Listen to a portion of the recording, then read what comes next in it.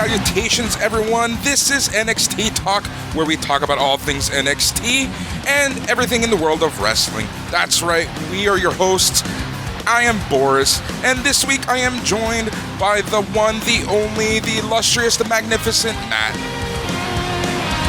Bonjour. Thank you for that lovely intro. I don't think I've ever been described as illustrious or magnificent, so hey.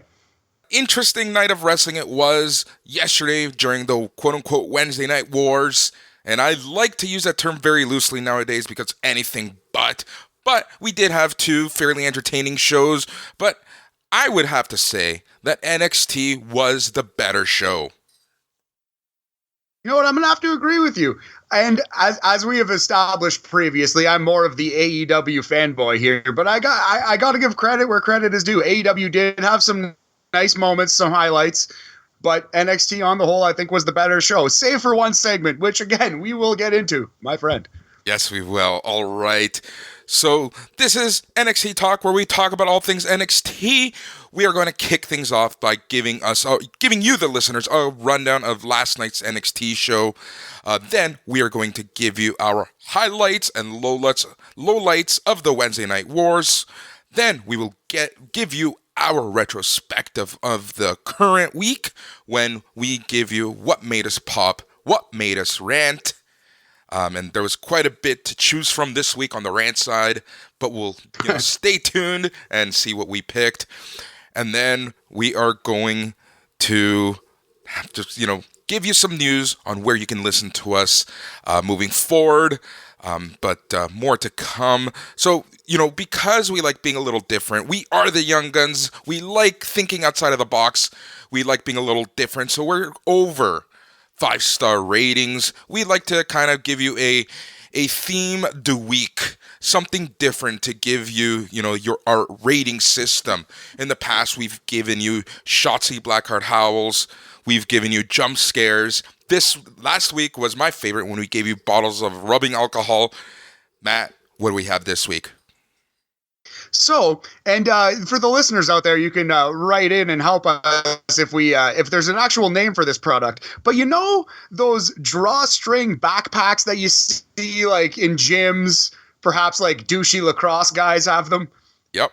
And anyway, that's the go-to WWE blindfold for blindfold matches, and you'll note that we had, as far as I know, an unadvertised blindfold match on this particular program. So I think we're going to go with what are we going to call these hoods, Boris? These duffel bag like things on people's heads.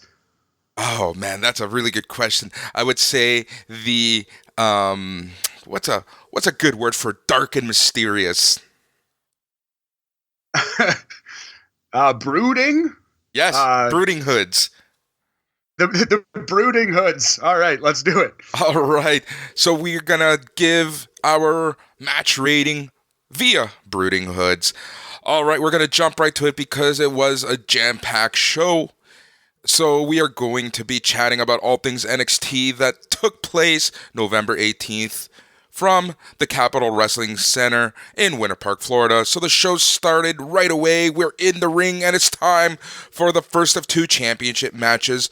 As your champion, the man, the myth, the legend, Leon Ruff, your North American champion, is going one-on-one with Johnny Gargano. And this is a rematch from last week's, I guess, what's the right word? Embarrassment, I guess, for lack of a better term. Monumental upset. Yes. All right. So we get started right away. As Johnny Gargano is walking out, there is a video package, and we kind of get a story time and retelling of what happened last week.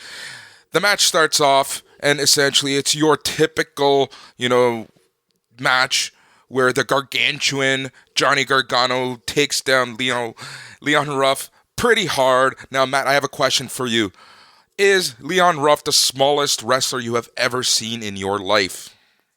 I think he is. We were talking offline, and you brought up another similar built wrestler, which would be Cheeseburger. He's the only one I can even think of that's even close to Leon Ruff territory. But I think Leon Ruff might be skinnier.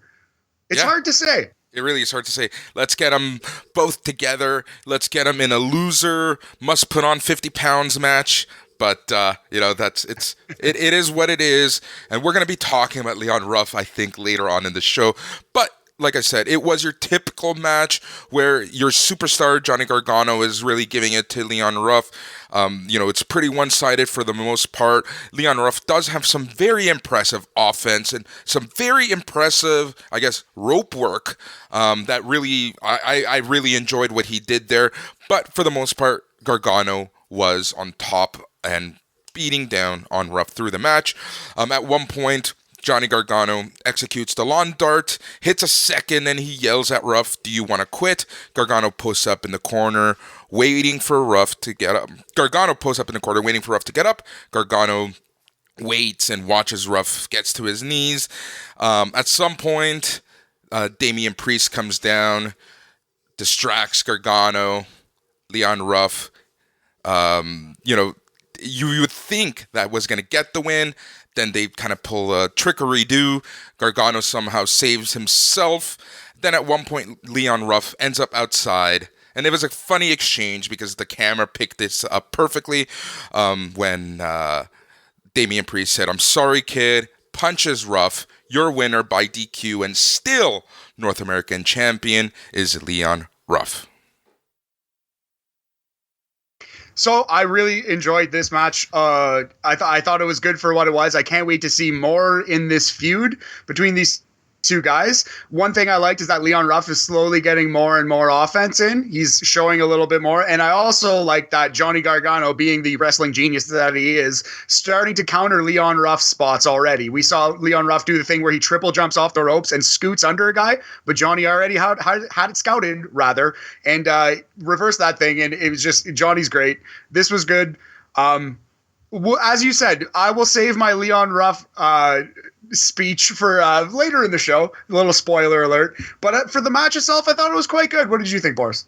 I thoroughly enjoyed the match overall. Like you said, for what it was, I wasn't expecting this, bring down the house type of match. You kind of knew what type of match it was going to be when Gargano had the full advantage. But I have to say, they told quite the story. And again, kudos to the commentators for really building up, this David versus Goliath, which is hilarious, calling Johnny Gargano a David or a Goliath. But they did a great job of really building up Ruff. Ruff, when he did get some offense, it was impressive to watch. I really enjoyed it. But the match was what it was. As soon as Damian Priest came out, you knew that one of two things was going to happen. Gargano was going to lose because of distraction, or Damian Priest, as he did, punches Ruff for the DQ. One thing I really enjoyed was the overall storytelling throughout this match. And one thing that I really liked is that Damian Priest outsmarted the heel. Absolutely. And that rarely happens on the main roster. It seems like babyfaces are dumb idiots who can't see straight or walk 3 steps in a row. But yeah, Damian Priest is a cool, smart, badass character, and he should get one up on this Johnny Gargano, who is kind of like a goof, who's full of himself. Yeah. But yeah, so let's go to the rating. I thought this was, like you said, you know what you're getting with this kind of match. It's not a 5-star classic by any means, but I thought the storytelling in it pushed it to a slightly above average level. I would go 3 Brooding Hoods out of 5 for a 60% brooding percentage. That's a perfect brooding percentage. Gangrel would be thoroughly impressed with that, I'm sure. One thing about this match, and overall, and I've talked about this in the show before, and that's the fact that they're telling an awesome story, not only week to week, but through the night. They had, 3 or 4 segments with these 3, and they just kept building up and building up and building up, and we're going somewhere. And guess what, Matt? I shouldn't say we will, but I hope they are building to an actual payoff. It seems as though they are. So stranger things have happened than them bailing on that, but let's hope, and I think you're right. Yep. All right, so backstage, we are with Cameron Grimes. Cameron Grimes tells us that he's a rocket ship, and he wins the blindfold match tonight. He's going to the moon as we head to break. So next match, when we're back from the break, is your blindfold match, which was advertised late in the afternoon on social media. So it wasn't a complete surprise. I did have to check up on this because I did not know that this match was happening. More so, I didn't know that it was going to be a blindfold match, even though Cameron Grimes told us in the promo before, but that's the mea culpa on me. So it's Dexter Lumis versus Cameron Grimes in a blindfold match. It is a blindfold match. It is what it is. You're never going to get a WrestleMania 7 Rick Martel, Jake the Snake classic blindfold match. You know, that's once in a lifetime for me. And I'm so glad you said that. Yeah, I don't think we're ever going to get one like that. I don't think we're going to get one like that. But you know what I did like about this? They changed things up a little bit. You know, Dexter Lumis throughout the match just stood still. Cameron Grimes was kind of moving around, trying to find him, using the crowd. And at one point, it's a really funny spot. And I do have to point out the fact that it was the same referee that was in the Haunted House of Terror match at Halloween Havoc. So at one point, Cameron Grimes thinks he has Dexter Lumis, but he actually starts beating down on the referee. He takes off his hood, and he realizes that it was the referee. As, you know, then he tries to beat Dexter Lumis, but Dexter Lumis moves over, and the two keep on fighting. They have a back and forth, I guess, beat down on each other. They're outside. Cameron Grimes then runs away, and I guess your winner by cowardly fleeing Grimes is Dexter Lumis. Yeah, so I didn't like this at all. I'm glad that you had nice things to say about Jake Roberts versus Rick Martel. I feel like that's one of the most underrated matches in the history of wrestling. I said it. Yeah. It's so good. It's so good for what it is, again. And there have been good blindfold matches. Triple H and D'Lo Brown had one once that was actually not bad. It was on a like Raw Roulette, perhaps from 2002. I don't know. Anyway, they can be done. This was not good. This was I did think that the idea of Dexter Lumis just sitting there was cute, but it doesn't make for a very entertaining wrestling match. And the fact that they did a pretty notable gimmick with absolutely no like announcement, although I guess they did tweet it out at 5 or whatever it was. I feel like if they were going to do this, they could have built it up more and done more with it, and they just kind of shot it out there in the middle of an NXT. I didn't like this at all. This was probably the thing that I've enjoyed the least since we started podcasting. Yeah, I have to overall agree with you. Yeah, it was, what worried me at this point is that, you know, our first match was kind of a joke match with Gargano and Ruff. Then we go into the blindfold match, another gimmick match, or a gimmick match. And at this point, I'm like, oh man, this is going to be a rough night. I don't know if I can do this. But, you know, luckily the show did improve. But at this point, I was really concerned. One thing that really got to me was the fact that last week we had Dexter Lumis on a brooding match with Timothy Thatcher. Showed signs of maybe he's a half decent, you know, not shitty wrestler. And then this week they put him in a joke thing again where it's like, you know, it just leads to nothing. So, you know, I gotta give tons of kudos to Cameron Grimes, who is quickly turning into one of my favorite things on NXT week to week, because if it wasn't for him, this would have just been absolute trash. It was trash, but not absolute trash.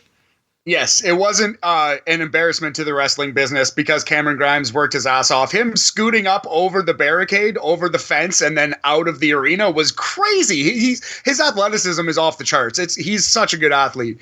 But yeah, this match was no good. If we're getting into ratings, I gave it 1 brooding hood out of 5, the worst rating yet on the podcast for a 20% brooding percentage. It wasn't, like I said, an embarrassment to the business, but I'd never want to see it again. So essentially, this is the same level of Gangrel's toughness once he starts talking with his Mickey Mouse voice. Yes, exactly. Couple Gangrel references on the pod this evening. Oh, you know it, man. For all you Gangrel heads. All right, then we are backstage with William Regal, Damian Priest, and Leon Ruff. Regal is talking to Priest about interfering with the North American Championship match. Priest tells Regal that even Regal has to be tired of seeing Johnny Gargano out there every week. Leon Ruff comes up. Priest tries to explain that he didn't want the kid to lose. Ruff nods his head understandingly, then sucker punches Priest as a payback for the sucker punch earlier in the evening as we go to break. I overall like this because I like kind of how they're building up the fact that Leon Ruff is starting to get angry at the fact that everyone thinks he's a joke and he's gonna, he's out there to prove people wrong. At one point he even says, like, I'm gonna give back the belt, and Regal says absolutely not. So I'm really enjoying, again, we're building a story through the night, through week to week, with an eventual hopeful payback.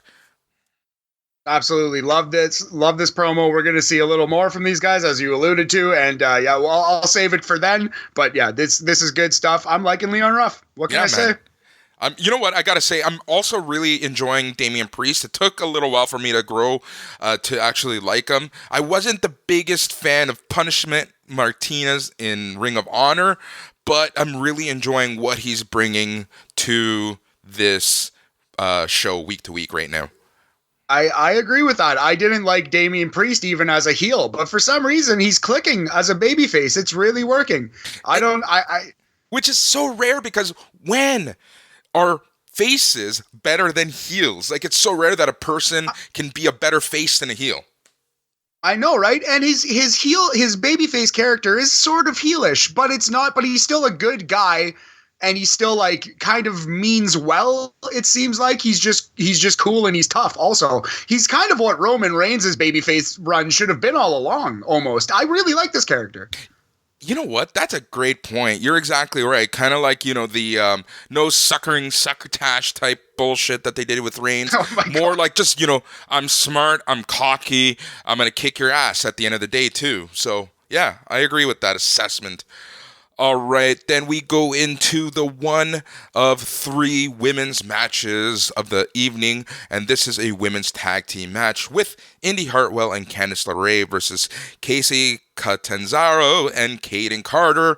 All right, so this match was entertaining. This match was fast-paced.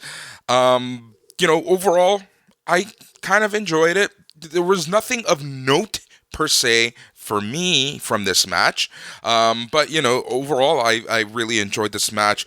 So at the end of the match, Candice hits the Wicked Stepsister, where she pulls her opponent's arms by her back, and then she kind of puts her foot against the back and stomps them into the mat.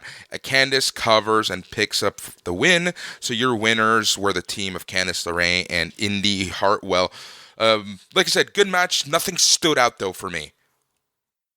One thing, well, two, actually, I could say two things that stood out. One, as you touched on, I really like Candice LeRae's finisher. I think the Wicked Stepsister in a vacuum is a really cheesy and kind of bad name for a move, but it's a great name for that move. It's like the perfect name for that character's finisher, which is that like weird curb stomp thing. The Wicked Stepsister. She steps on her face, you see. I really like that. But what stood out to me the most in this match was Casey Catanzaro and Kayden Carter's tag team work. I thought they had great chemistry. I want to see more of them as a tag team. Casey Catanzaro, she's almost like a female Leon Ruff. She's very, very small. She's like almost too small to take seriously unless you're like putting a point on it like they are with Leon Ruff's character. But the way you do Casey Catanzaro right is you put her in a tag team. You give her you make her like the babyface in peril, and she does some amazing spots. And yeah, Casey Catanzaro could be a great tag team wrestler, and I hope that her and Kayden get some play here and go a little ways. Yeah, they've been teaming up for a few weeks. It's been a while since we saw them on TV, but they have been a tag team for the past few weeks. But yeah, this is I enjoyed it overall. Like, there was nothing I didn't like about this match.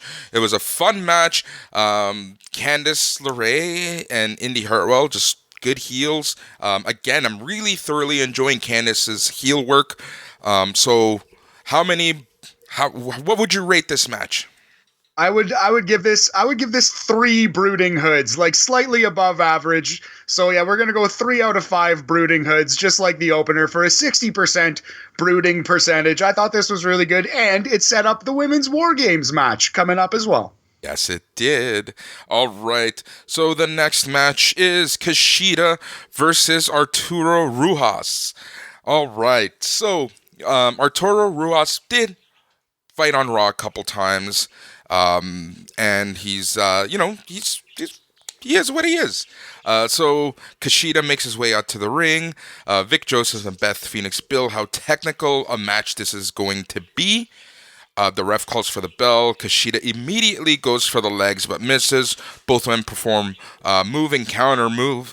There was a lot of grappling skills. Kushida avoids a standing Kimura before being taken down with a backdrop. We're reminded by Mackenzie in an audio update that we still have yet to hear from Finn Balor later. So I kind of like how they added that kind of sports element into the middle of this match. So it's kind of like, hey, real sports feeling. Only if other companies can do that. Shots fired. Shotzi Exactly. Blackheart's fired. All right, so both men swap multiple submission attempts. Kushida locks in a Kimura lock and holds it for about half a minute. Kushida breaks it but holds on, pulling the leg and slapping in a leg submission that he turned into a sudden pin attempt. Very good match, very much worth watching. This match goes to show you that not every match needs to end with a finisher. Sometimes a finisher can come out of the blue, and I'm kind of really enjoying that both AEW and NXT are adopting that real match feeling, that real fight feeling, that, the end of the match can happen at any point. It doesn't need to happen because you used your finisher. Regardless of what you think of finishers today, because, there's that argument that finishers don't mean anything. And, the AEW is thoroughly accused of that. I don't fully agree with that, but, it is what it is. I just kind of liked how this match had a lot of good grappling and wrestling skills, good mat wrestling, and Kushida continues to have a pretty good streak week over week on NXT TV. What did you think of this match? I 100% agree. I liked technical wrestler Kushida versus Muay Thai MMA weird Arturo Ruas guy. I think this was a really good matchup on paper, and it definitely delivered. I like the chemistry. I am ready for Kushida to take a step. I don't know exactly what you do with him. I think you got to put that North American title on him somehow, some way. I think that's got to be the thing. Give him a long fighting champion style run. Just let him have really good matches with different wrestlers of different sizes and just showcase what he can do in the ring, because he's never going to be a great promo or even necessarily a coherent character at all, but he's incredible in the ring. As for rating, I would give this personally 3.5 Brooding Hoods for a 70% Brooding Hood percentage. I really enjoyed this. I thought this was it kept my attention throughout. Nice. I'm giving you the thumb up via video cam because I thoroughly enjoyed that rating. It was really good. All right, so we have a video package to the tune of Sabbath's War Pigs. Shotzi Blackheart talks about rebuilding things that were torn down. We see her using power tools, yelling, doing some Shotzi howls, and telling Candice that they're going to war. We then get a card announcing NXT TakeOver. Matt, say it. War Games, Bang out! There we go. So there we go. It's been announced. Shotzi Blackheart, team captain of one team. Candice LeRae, team captain of another team at NXT TakeOver War Games on December the 6th. Coming a lot sooner than I thought it would. I guess they can't do it at the end of the month, though. There are other things happening. Yes, other things happening indeed. All right, so we get a backstage interview with Ember Moon and Toni Storm. Ember Moon and Toni are asked about their match with Raquel Gonzalez and Dakota Kai. Ember says she's tired of Kai and Gonzalez interfering. Ember then adds that she's excited to team with her girl, Toni Storm, and does a little jig, which is very awkward. Toni Storm tells Ember that she's glad to team up, but Ember needs to remember that they both want the NXT Women's Championship and will butt heads at some point. Ember says, don't worry about anything past tonight, and they'll settle that issue when the time comes. They both head off, and we head to break. The match is next. Before we go any further, man, you brought up Ember Moon's gear, the furry thing, the tail. Once you see the tail, you cannot unsee it. It's all that you could pay attention to. Why does she have a tail though? But why? Man, like you can make so many jokes about that and how it's connected to her and stuff like that, but like it's so weird. It's so weird. And everything about the repackaging is almost perfect except for that tail. Just get rid of the tail. Just please lose the tail, Ember. If you're listening to this, and God knows you are, please lose the tail. Exactly. All right. Our next match as we head back from break is the women's tag team match. Another women's tag team match for our second of 3 women's matches. This one has Ember Moon and Toni Storm versus Raquel Gonzalez and Dakota Kai. All right. This match, going before the main event of the night, this match would have been my match of the night. I really enjoyed this match. Last week we kind of got the curveball where Raquel Gonzalez didn't end up fighting Xia Li. That really angered me because the week before she had a standout performance against Rhea Ripley, and I think that Raquel Gonzalez did an amazing job this week. Really, again, showing her strength, being the bully. I really don't have anything negative to say right now about Raquel Gonzalez. Toni Storm is Toni Storm. She's a rock star. She's a superstar. I'm so afraid of what we're going to see in the future when she eventually does make the main roster. But she just oozes of awesome and just superstar. Ember Moon is Ember Moon. I'm so glad that she's back in NXT. And Dakota Kai is so talented, and she's such a good heel, and I never thought that she would have been able to pull it off. But like I said, all 4 of these women gave us a hell of a match. Dakota Kai is growing in front of our eyes, especially. She gets better every week. She's really figuring it out, and it's quite rewarding to see. Toni Storm has always been great. Oh, you could say the same about Dakota's partner, too. Raquel Gonzalez, for a new wrestler, and for someone who's like generally you'd think the bigger, stronger wrestlers are kind of, as a rule, not as good. Safe, maybe that's unfair to say, but just as a general rule, like you think Warlord, you think, you know what I mean? You think guys like that. You think of the Heidenreichs of the world, but she's no Heidenreich. Raquel Gonzalez is a legit. She is really. I thought this match was really, really good. I would put it on par with the previous match. Actually, I would say it was better, but like near the same level. If you put a gun to my head, I would probably go another 3.5 Brooding Hoods for a 70% Hood percentage. But yeah. I thought it was really good. Yeah, you have to watch this match. Raquel Gonzalez did this really cool thing where she kind of like did this football check on Ember Moon, and Ember Moon just goes flying, and it's just like, yeah, you know what, I gotta give it to, considering the talent around her. I personally went into this match thinking that Raquel Gonzalez was going to stick out like a sore thumb. You know, one of these things is not like the other, but, you know, she held her own, and, you know, kudos to her. I'm really, really enjoying her work, and I'm sure there's a lot more good to come. Yeah, absolutely. No, all 4 of these performers, like Ember Moon is kind of like the one who, not that she looked the worst, but like I'm more excited for everyone else in this match, and that's no dig at Ember Moon. That's the thing. That you brought up a great point. Like Ember Moon is amazing. She did great last night, and she was probably the worst in the ring overall. And that's like that's crazy. Yeah, that is crazy. So it was a really good match. I think I might have actually underrated it, but well, we got to stick with what we originally wrote on the page. So let's go with it. But yeah, definitely if you're, especially if you're an NXT completionist, but this is one to seek out. All 4 women did a great job. Exactly. And if you do want to know how the match ended, Kai distracts the ref and Gonzalez sends Storm into the ring post. Moon sees it and charges across the ring, hitting a suicide dive on Raquel outside the ring. Storm rolls up Kai and picks up the win. Again, going with my philosophy that you don't need a finisher for every match. Having said that, with 2 matches back-to-back with kind of like roll-up weird endings, you know, whatever. But I'll accept it this week. But, you know, if this starts happening match over match, you know, we'll see. All right, so after the match, Moon and Storm are celebrating at the foot of the ramp when Candice LeRae and Indy Hartwell run down, attacking the victors from behind. They beat them into the ring, and Raquel takes them out with a big chokeslam. Vic Joseph teases that these 4 women may be in a... Say it. War Games! Back out! Exactly. Back out! Candice LeRae made me laugh here when she was saying, "Don't tell me what to do. Don't tell me what to do."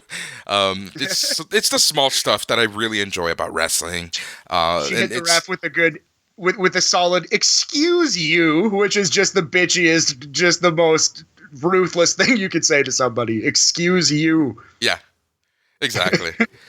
All right. So then this next match, we're outside of the arena. Pat McAfee arrives with his entourage, and we go to break. All right, so this next match has Timothy Thatcher and August Gray. Now, Matt, I sent you this message, and I had to look this up today because it was bothering me all week.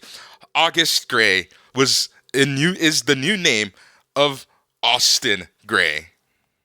Nice. I never doubted you for a second, homie, but it is good to know that we're on the ball here at NXT Talk. This match, 3 weeks in the making. The build off the charts for NXT. But you know what? We got a payoff, I guess. This was kind of the blow-off match for these two. What did you think of this match? I thought it was pretty good. It was it's not Kenny Omega versus Okada in the Tokyo Dome. Yeah, it's not going to blow. It's not. Yeah. Hot take. It's not going to blow you away, but it was a fine, above average match between a good young performer who I want to see more out of in August Gray and Timothy Thatcher, who just rules. Timothy Thatcher is a perfect bully. He's a perfect dick trainer. He's a perfect Timothy Thatcher. Man, I to this day, I am still shocked how well Timothy Thatcher is adapting to even the NXT factory. I never thought that Timothy Thatcher would be able to hang with the NXT crowd. And what I mean by that is, being in the system. Regardless of whether you're on the main roster or NXT, you're in the WWE system, and some guys just don't cut it right away. But Timothy Thatcher is thriving. The thing that I always forgot or just didn't know or ignored about Timothy Thatcher is the fact that he can talk. Absolutely. And he has been lucky because a lot of wrestlers don't get a character in their wheelhouse. They don't get a character anything close to their personality, and they really can't do anything with it. Timothy Thatcher's character is Timothy Thatcher on 11. It's probably kind of how he is to some degree. Yeah. I'm sure he's not that big of a piece of shit, but I'm sure he loves wrestling and he takes it seriously, and he's a hardcore trainer, and he's playing into that really, really well. So yeah, he's gotten something that he can sink his teeth into, and he's doing it. It's really, really good. Exactly. They always say that the best wrestling characters are just extensions of your own personality, and that's 100% what we are seeing with Timothy Thatcher. So again, like Cameron Grimes, like Damian Priest, week over week is one of the reasons I watch and actually enjoy watching NXT. All right, so then comes something that I really enjoyed and just makes me super excited for the eventual match. And as Timothy Thatcher locks Austin Gray in a necklock, we hear the all too familiar heartbeat. No, it's not Taz. Daddy's home, baby. Tommaso Ciampa struts his way down the ramp and into the ring. Thatcher yells, "I've got no problem with you. I've got no problem with you," as Ciampa just stares at him down. Thatcher backs out of the ring, heads around the ring as Ciampa smiles and stares at Thatcher, watching him leave. Walking as they're leaving, we're told that Damian Priest will have a match next after the commercials. So if looks could kill, looks if can it's just Ciampa, like he's so damn good right now.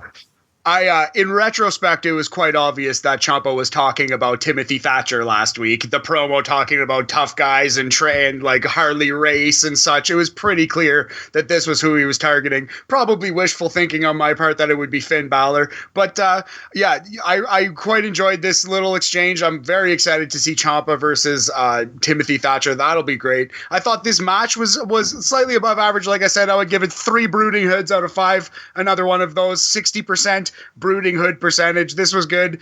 Not great, but watchable, and I am very excited to see what comes next. Exactly. I'm liking this trend right now where we're seeing new wrestlers like Raquel Gonzalez, like Austin Gray, August Gray, like Leo Ruff, kind of being mixed in with some of these NXT veterans. So we're seeing kind of the new class of NXT rise through the rankings right now, and I'm having a lot of fun watching this. I 100% agree, and we're only bright things ahead. It's really nice to see, and you know what? AEW is doing a good job of that exact same thing too, with such examples such as Top Flight on Wednesday's show, which was two 19 and 21-year-old kids just starting off a weekly wrestling show, absolutely killing it. Yeah, it's a really exciting time. We'll touch on this later, Boris. Really exciting time for youth in wrestling. Yes, youth in wrestling. All right, so we have a special. Hold on. Before that, Damian Priest is walking out to the ring. As he's stepping up into the ring, Johnny Gargano attacks him.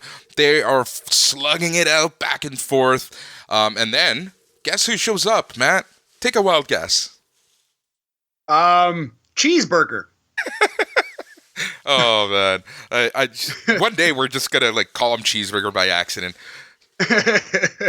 No, but yeah, Leon Ruff shows up. I really like this angle. Leon Ruff kind of gets inadvertently in some ways, but he just repeatedly gets the better of Damian Priest, either by slipping on a banana peel and hitting Damian Priest, or getting thrown into Damian Priest, or Damian Priest slipping on a banana peel because he's charging at Leon Ruff. They did 4 or 5 spots in quick succession. It was very, very entertaining. I really love this angle. I really enjoyed the fact that, it was Leon Ruff, your North American champion, making that belt prestigious every day, and who was left in the ring while the other two, were dropped outside. And my favorite was, he was celebrating. Damian Priest and Gargano give each other this stare of what the fuck just happened?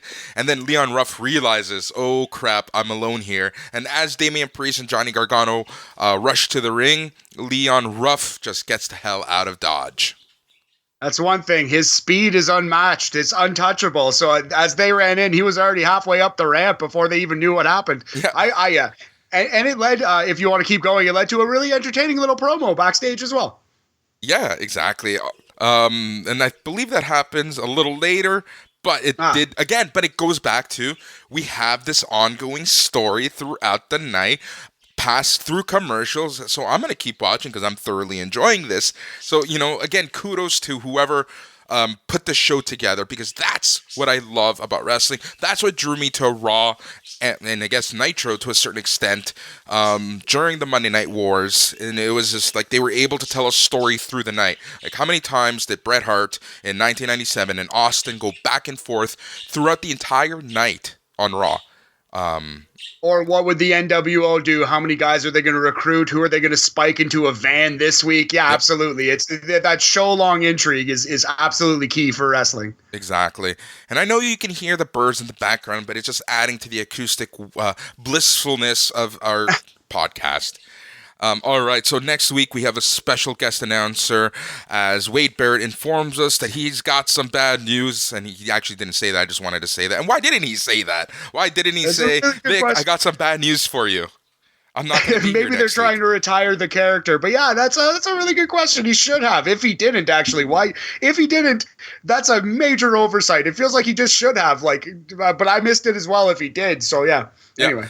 So anyways, Wade Barrett says he's not going to be on the show next week, but he's called in a favor with Kevin Owens. So Kevin Owens will be our special guest announcer next week on NXT. Cannot wait. Kevin Owens was an awesome announcer in PWG. He's not going to be able to openly swear and stuff, but he was incredible in PWG, and I can't wait to see what he does in NXT as an announcer. Yep. All right. So we were shown footage last night with Regal, who knocks on Boa's door. He tells Boa that Boa's not been to the Performance Center in weeks. Boa cryptically says something about she's coming and acts scared. Regal asks him if he means Zia Lee, but Boa shakes his head. And then Regal pulls a John Krasinski from The Office and does this awkward stare into the camera as we go into commercial. It was definitely Jim Regal right there. That's funny. Yeah. All right. So then after the commercial, William Regal confronts Leon Ruff and asks him what he thinks he's doing. Ruff says he'll take on both of them. Basically, he says, I'm no joke, blah, blah, blah. And he says, well, you know what the punchline is? I'm going to take on both of them. So obviously he means Priest and Gargano. And then he just storms off.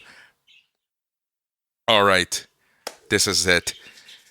I've been waiting all day to talk about this match. So here we are, your main event of the evening. It is for the NXT Women's Championship as Io Shirai, your champion, takes on Rhea Ripley. All right, so where do we even start with this match? I guess we should just say, this was awesome. I rewatched this earlier today, and I think I liked it even more the second time, because the first time just so much was happening. At one point, I was very scared because during the commercial picture-in-picture, they were checking on Io Shirai. She looked injured, and Rhea Ripley was just casually walking around the ring, kind of trying to put attention on her and not the trainers. So I was very nervous for Io Shirai, but she, once we got back from commercial, she got up and everything was good. But this is such a good match. I really enjoyed it. Matt, what were your thoughts? Oh man, this match. I was worried that we were going to get a schmoz finish because it went on a little early and there was still the tease of Finn Balor to come. Yeah. But we just got a straight up badass NXT TakeOver main event quality match between two of the best wrestlers and most pushed characters in NXT. This was awesome. This is everything you could possibly want out of a wrestling show. You can't do the major match every week, but you can do it every month, every 6 weeks, and they did it here. It was so good. I don't know how much you want to talk about the match before we get into the finish, but please take it away if you'd like to. Oh no, I like I said, I can't even put into words how much I enjoyed this match. They were just beating the crap out of each other. They were tossing each other back and forth around tables and the outside. They were doing just some insane back and forth, even on the ropes. They did this weird suplex off of the middle rope, and Rhea Ripley just bounced off the mat. Just everything looked so painful, and it was similar to the Halloween Havoc match where it's just I was in pain watching this match. All right. 100%. Yeah, so this was a babyface versus babyface match, but it wasn't soft. They beat the crap out of each other. And if I ran a wrestling school, I would teach wrestlers who are 5'10" and under. I would just show them Io Shirai matches on loop. Io Shirai is the baddest small wrestler. She's such a badass. She's 5'1". Yep. She's so tiny. She's the genius of the sky. She's a high flyer, but she looks like she hangs with the toughest wrestlers at all times. She's so good. Io Shirai is underrated. She's almost criminally underrated. People don't realize what they're watching in Io Shirai. She is incredible. Boris, I'm a grown man. I'm 33 years old. I watched this match at 7:30 in the morning by myself in my bed. And when Io Shirai pulled out the win and it was clean, I said yes. I did a fist pump. I sat up in my bed and then I felt shame. No, I didn't actually. Io's too good for that. Exactly. But no, this match thoroughly hooked me. It completely got me. I think that this was better than the Young Bucks versus Revival. I think this is the best match that we've seen so far for the podcast. Much like Dexter Lumis was the worst. There's some highs and lows, but I'm telling you, watch this wrestling match. This was great. Yep. The NXT last night really had peaks and valleys for me. Had the best and the worst stuff that I've seen in a long time. With this match, just blowing everything out of the water and being just the best. One thing that I did want to point out was before this match, they did the tail of the tape, and you just got that big match feeling, but, it was in the tail of the tape, they give you their height, they give you career accomplishments, they give you signature moves, and the first thing that I actually thought was, if this was even 6 years ago, 5 years ago, they would never do a tail of tape for two women. Number one, they wouldn't even be main eventing. Number two, the tail of the tape would probably include their measurements, but but this just goes to show you how serious they are finally taking women's wrestling, and it's so good to see. I'm so happy that they are being like constantly main eventing on NXT, and this honestly had that like that big match feeling that you just haven't seen with women in a really long time. All they needed was Poppy, and this would have been like WrestleMania. Absolutely. Although I'm really glad that we do have EO's old theme back, the crazy 808 dubstep madness that is that theme. Yeah, this match was great. If I can drop my rating real quick, I thought Hold this on. was. Before you do give the rating, we will talk about the ending because it was such an impressive, I guess, last 5 minutes of the match. So Rhea goes for the Riptide, but Shirai twists it in midair, counters it into a amazing looking DDT that drops Shirai on top of her head. The crowd goes nuts chanting NXT. Shirai goes to the apron, as does Rhea. Shirai flips over to the ringside and on her feet and pulls Rhea with her. Shirai power bombs Rhea Ripley into the announce table, breaking it. Both women are down. I thought both were they just both look legit injured. The ref begins to count. Shirai slowly makes it into the ring. The ref's at 8 as Rhea Ripley is slowly getting to her feet. Ripley slides in just in time to avoid the count, only to eat an over the moonsault off the top rope, and Shirai covers her for the win. And what I really enjoyed about this was the camera work, as inadvertent as I believe it was. The fact that as Rhea Ripley slowly gets into the ring, we just see the tail end of the moonsault. Enough to know that, hey... Go ahead.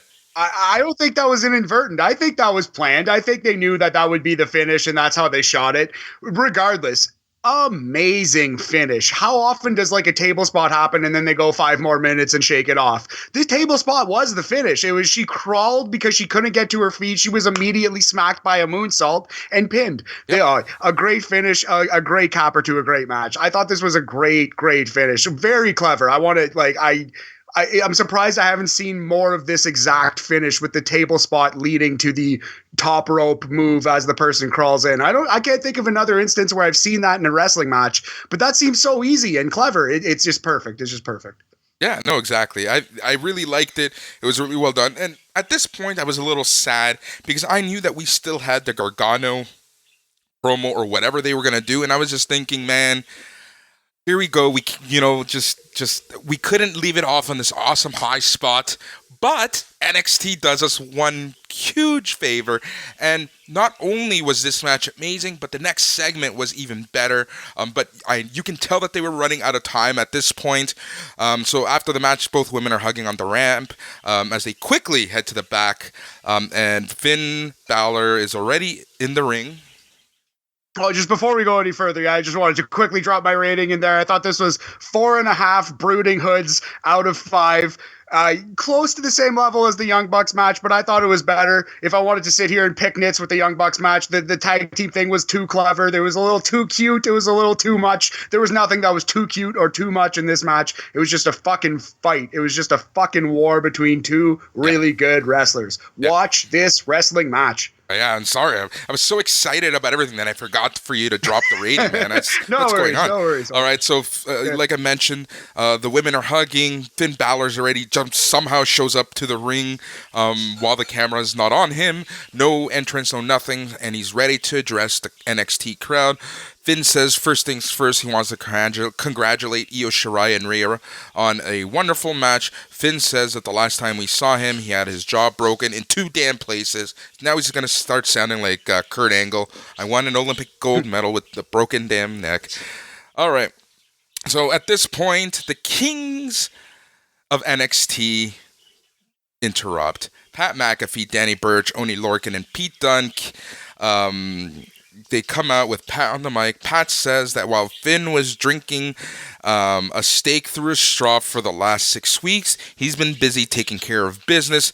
He points out the various people that they've taken out.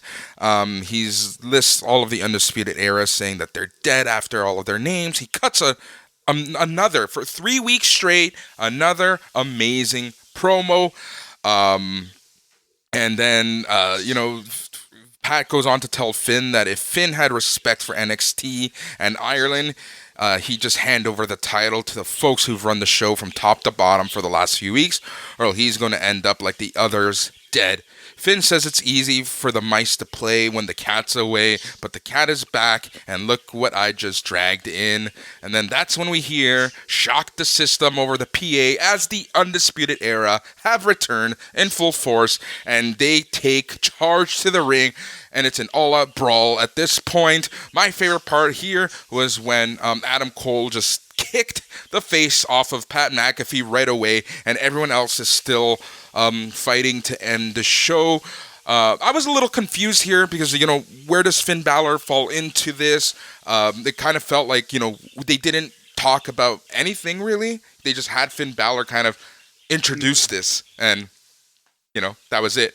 But we know that they were running out of time because earlier today on social media, they did post the post-match off-air, I guess, quick promo when William Regal comes out. He just stares at everyone, and what does he say?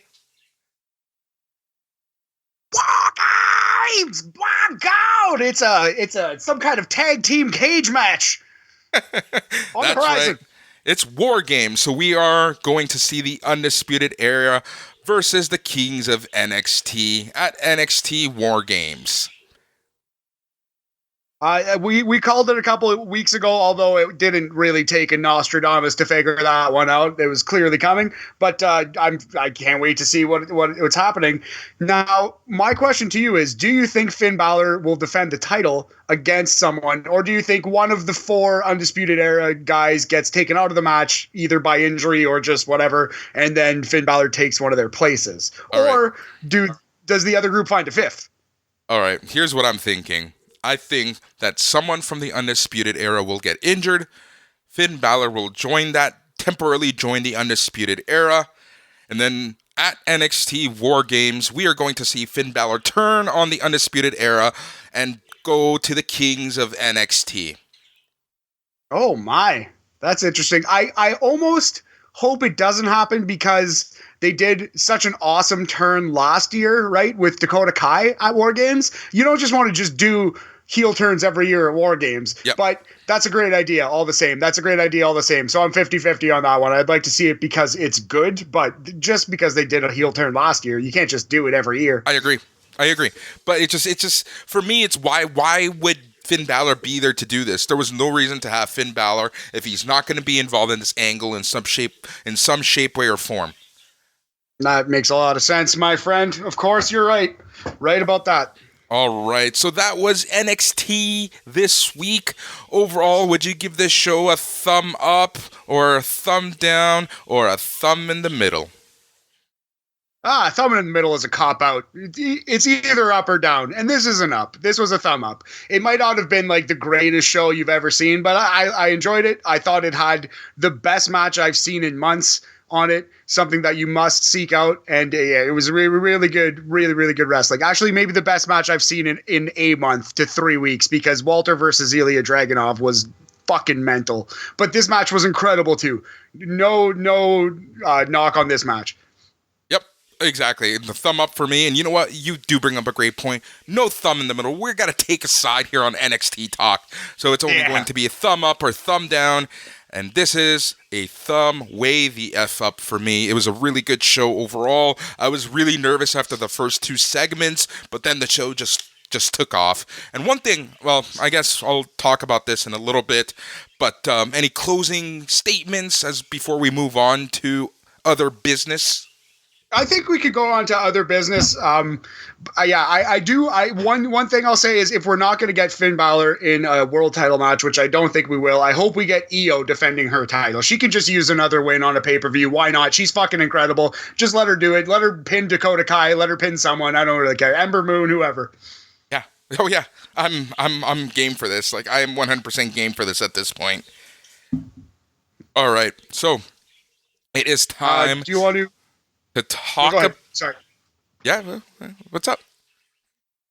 I was going to say, do you want to do match promo of the night? Yeah, let's do our match promo of the night. I guess we will start this week. What do I feel like talking about first? Let's do promo. What is your promo of the night? We're going to go over to All Elite Wrestling, Boris, for this one. I thought the promo of the night was Jon Moxley's sit-down promo. We're the good guys. This was reminiscent of it wasn't like the mind-blowing performance of a Cactus Jack ECW promo, but it had shades of a Cactus Jack ECW promo, talking about his family, talking about his real life, childhood and his experiences, and working it into his wrestling character in a way that we can believe, that makes us want to see more of it. Jon Moxley's a great promo. He's the MVP of wrestling this year. That was promo of the night. I agree with you 100%. That is also my promo of the night. I really enjoyed it. I also enjoyed just the production of it. It had that WWE production value with the lights in this room, which, funny enough, a lot of AEW fans used to make fun of WWE for overproducing promos, but they're okay now. But that's fine. But overall, that's the meat and potatoes is the actual promo, the words that the wrestlers are saying, the story they're trying to get over, and Moxley did an amazing job of putting the big match feel to the big match Dynamite on December 2nd. And, I never thought I would say this, but I think Jon Moxley is the MVP going into that match, and he's the one who's really carrying Omega on his shoulders as they lead into their big match at Dynamite. You know what? I think you're right. At this moment, I think you're right. Although Kenny has been doing great work over the past 3-4 weeks, that's the past 3-4 weeks. There's still like the last 18 months before that, and I think you're right. Yep, exactly. It's just yeah. Moxley is just so damn good, and I'm happy to see that he's happy, and I'm happy that he's doing his thing, and he's not inoculating himself anymore, and he's just being a badass that we know he can be. So awesome job to him. All right, what was your match of the night? Absolutely, and congratulations to him and Renee on the upcoming little one. My match of the night, I think easily Io versus Rhea. That match was so good. AEW did have a couple good ones. Young Bucks versus Top Flight was really good. Also really enjoyed the NWA women's title match, but it was not the best women's match on the evening. This match, Io Shirai versus Rhea Ripley, NXT women's title. Great wrestling match. Match of the night, easily. I agree with you. We have the same picks this week. It was Io Shirai versus Rhea Ripley. It was just such a good match. And, even kudos to AEW for or I guess NWA for their women's title match. Because that was a fun match. That's a whole other topic of discussion. But yeah, no, Io Shirai, Rhea Ripley just tore the house down. They tore our house down apparently twice. So yeah, it's just good times there. All right, absolutely. So it is time to move on, and we will take a look at the week at large as we give you what made you pop, what made you rant. So we're going to start with what made you pop, Matt. Youth in wrestling. So we have the MJF promo evolution continues. He showed off on AEW. We saw MJF acting funny. We saw him acting, all kinds of different things, drunk mostly. But I thought MJF was the clear star of the Vegas segment on AEW. I think that we're seeing Leon Ruff absolutely kill it. I think that he is the new 1-2-3 Kid, which is not in any way an insult. The 1-2-3 Kid was an incredible wrestler and a perfect scrappy underdog. You need to get young kids back into wrestling. You need to get people who aren't into the show. And the way you do that is by building new stars. And the way you build new stars is you push good young people. And it looks like they're trying to do that all over the place. Top Flight. Anyway, youth in wrestling. It's a youth movement, Boris, and I'm here for it. I am too. That's a great choice. All right, what made me pop this week? And that is, I'm going to be very specific here just because I have a lot of issues with the way that AEW handles this division. But for me, what made me pop was the NXT women's division. 3 matches, 10 women. I wanted to calculate how much time they were on TV, but they were all they were all significant angles for the most part. They all are leading towards something, and that's Matt, say it. War Games, which is, I believe, some kind of steel cage based matchup. I'm not quite sure. That's right. Yeah, the NXT women are just killing it week over week. Io Shirai as their champion. Who better can be their champion right now? And she's having, just you thought that her match with Candice would have been like contender for match of the year. No, hold on. Her match with Rhea Ripley now is contender for match of the year. She just gets better and better. Women in general in NXT are just kicking ass, and you have some new blood with Indy Hartwell, Raquel Gonzalez, just to name two. Then you have your veterans and also part of the youth movement like Toni Storm. So it's like, and even Rhea Ripley herself, like all of these women that I named are all under 25 years old, and they have like another decade and a half to kick ass in this industry. So kudos to the NXT women's division. I wish I can add AEW, but when you are putting over another company's belt ahead of your own, how can you be doing that? I think it's all the same. It's on their TV show. They're basically AEW wrestlers at this point. But if you wanted to pick nits, I can't say you're wrong. You're factually correct. You're factually correct, my friend. The optics of it is what bothers me the most. But that's neither near nor there. But I gotta say that I will give honorable mention to the NWA Women's match last night as Serena Deeb defeated Thunder Rosa. That match was so good, and that could have been my match of the night. But Io Shirai, Rhea Ripley just tore the house down. Absolutely. Blew the roof off, yeah. But yeah, I do agree. Deeb versus Thunder Rosa was really good in its own right as well. Yep. So, if I may rant for a moment, friend. All right. So I'll tell you what made me rant this week. So around the internet, it seems to be a popular take to say that Leon Ruff is devaluing the NXT North American title. No, you are wrong. That's incorrect. So I get like the temptation to say that, well, this wrestler who is is small and is in kayfabe low on the card comes out of nowhere to win the title. That makes everything bad. But the thing is, Leon Ruff is being treated like he's growing with the belt. Now, that's not necessarily a character that we see all the time, but that doesn't mean that it can't be done or that it's bad. So we've seen in real sports teams win the title when they weren't supposed to, when they were underdogs. We've seen UFC fighters, we've seen boxers.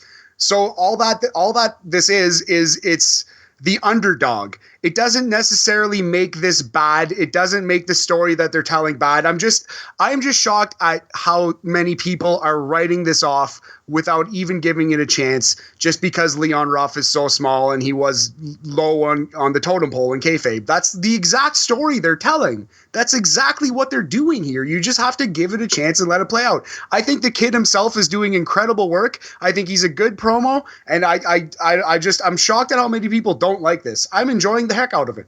Same here. It's one of the few stories on NXT that I'm enjoying week over week. And to your point, have you ever watched this boxing documentary about this little guy from Philadelphia called Rocky Balboa? One of the best series of documentaries, right up there with Ken Burns' Baseball, I would say. But yeah, I think they made like 6 or 7 of them. Exactly. But yeah, no, it's a great point. Like, it's the fucking Rocky won the fucking Oscar in 1976. You fucking douchebags! Please just give this a chance, please, internet, please. And I'm sorry for calling you all douchebags. All right, Pat McAfee, calm down.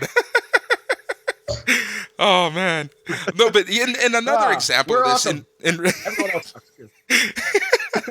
And another example of this in real life, 2002 New England Patriots, they arguably had one of the most popular and like one of the most famous and best quarterbacks in Drew Bledsoe. Then comes this little rascal, this young stallion known as Tom Brady, and guess what they do that season? They win the Super Bowl.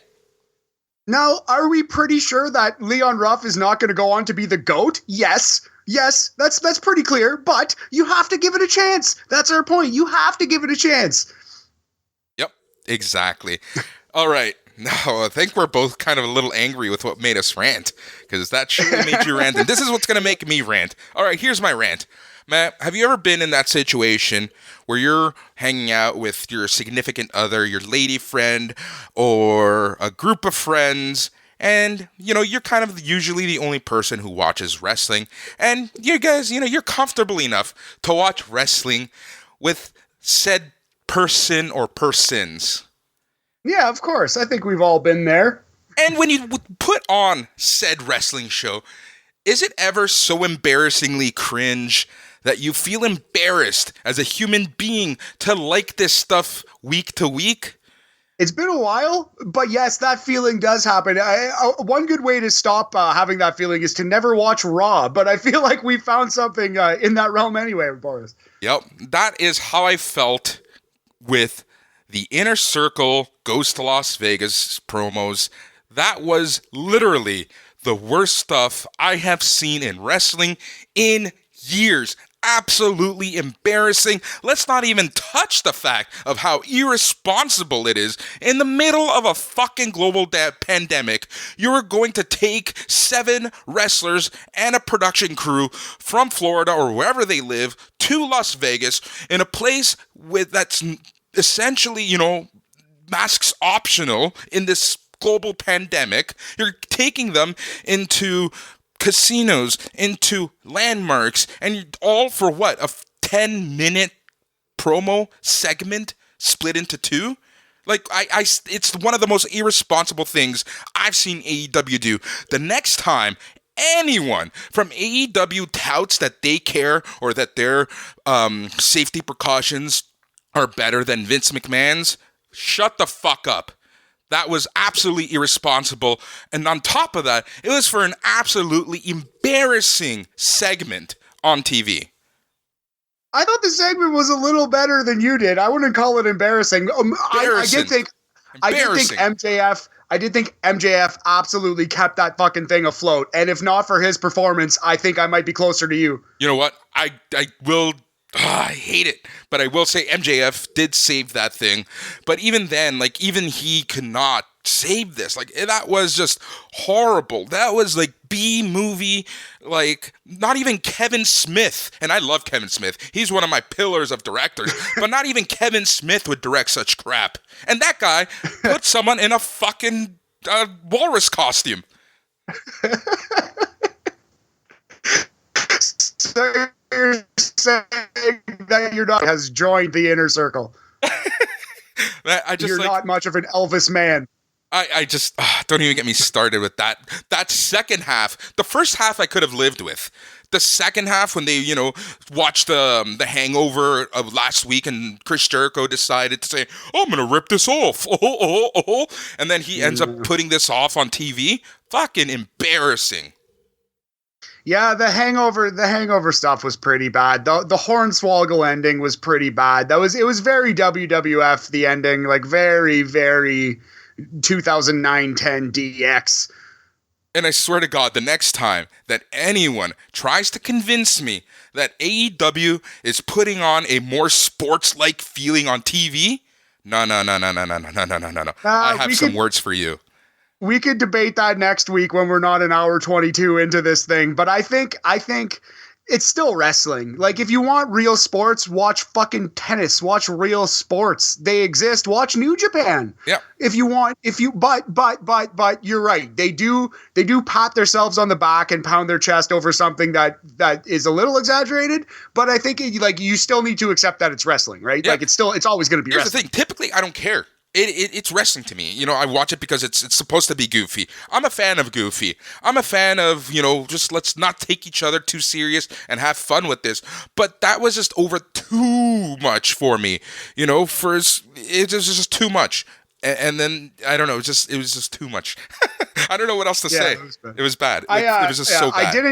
I didn't love that segment. I didn't like that they kind of made Sammy out to be a little bitch. Like MJF literally like took his good cards after Sammy was like, "Hey Jericho, hey Chris, look, I have good cards. Look, I have good cards at this table." And then MJF just took his cards. Like they're kind of making Sammy out to be a little bitch here. Like I didn't love the segment either, but I did think MJF was an incredible heel, like as per usual. As part of the youth and wrestling movement, he's the best promo in wrestling almost, and he's 24. Like it's wild. Yep. And I hope, for everyone's sake, that this goofiness doesn't keep going, because I want MJF to just be the standout star that I know he can be, and that man is going to be the future of AEW along with Darby Allin. I've been saying that since before all of this started. And of course, Jungle Jack Perry. Don't forget him. Yeah, you know what? Honestly, it's funny. I completely forgot about him until literally as I was saying that. But yeah. No, but yeah, it's what I mean. The future is bright. Absolutely. It really is. But that's what made me rant. Man, we got some good rants in this week. Yeah, that was a solid little bit of ranting. Definitely. That Rocky thing definitely got my dander up fully. That pushed me over the edge. You mentioning the great documentary series. Oh man. No, but you're completely right about one thing I do want to add. And I was watching on my phone. I was not paying close attention. Are we sure they filmed that in Las Vegas? Are we 100? 100% sure, because over the weekend they posted a picture in Las Vegas that they were filming the segment. So there you go. Oh, okay. Well, There you go. That's the end. That's the end of me. That's all I got this week. I think, you know what I think it was? Okay, I'm going to be 100% honest, because I've been thinking about this for the past week and the past 24 hours, because this is the most time that we've had to stew over shows before we've recorded, because sometimes we have to make money so that we can make these shows for you for free. So we had a business come, so we didn't record at our usual time. So we've had all day life and work and such. Yeah, we've had all day to kind of stew on our thoughts. So I think these rants are reflective of that.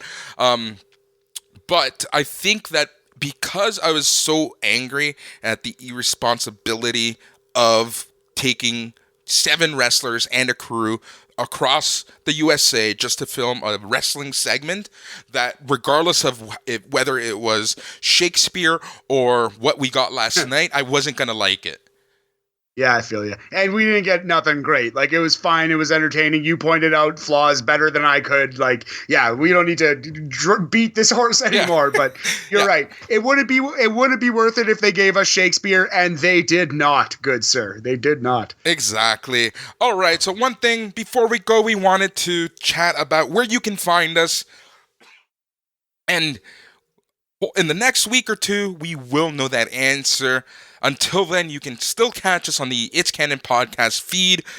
The hope is that we will be on another wrestling feed, but, we're going to work things out. We're going to keep bringing you shows, and one of the things I think we're going to do on the It's Canon feed is we're going to take our listeners' requests on shows that we can review. How does that sound to you, Matt? 100. All right, because I'm very ready for this. I can't wait to see it. Sorry, please go ahead. Oh, all right. Because we did get a couple requests over the past week, and one of them was for us to jump on the WWE Network and review the November 20th, 1989 episode of Primetime Wrestling. Now, do you specifically know why this was requested? Is there a specific segment? Is this right after or before Survivor Series? Should we watch the Survivor Series as well? I don't know. They just threw that date and episode, and we're going to go with it. We had another request, and they wanted us to talk about NXT UK Walter versus Ilya Dragunov.